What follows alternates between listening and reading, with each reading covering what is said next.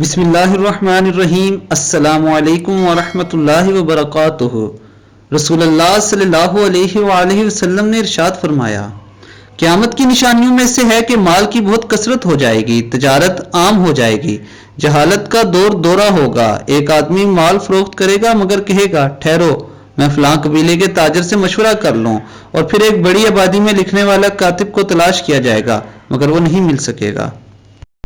نبی اکرم صلی اللہ علیہ وآلہ وسلم کا یہ فرمانا کہ آدمی مال بیچے گا مگر کہے گا، ٹھہرو مجھے بنو فلاں کے تاجر سے مشورہ کر لینے دو، اور ایک عظیم آبادی میں ایک بھی کاتب نہ ہوگا۔ اس کا معنی اور مفہوم یہ ہے کہ بڑے بڑے تاجر غالباً رئیس المال کے مالک ہوں گے یا پھر ایجنٹ ہوں گے جن پر سامان کی امپورٹ اور ایکسپورٹ کے لیے انحصار کیا جائے گا۔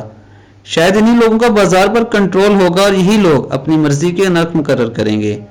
چھوٹے تاجر ان بڑوں کی مرضی اور اجازت کے بغیر خرید و فروخت نہیں کر سکیں گے، یا پھر مطلب یہ ہوا کہ سودا کرتے وقت بیع کے انعقاد کو کسی دوسرے تاجر کی رضامندی سے مشروط کر دیا جائے گا۔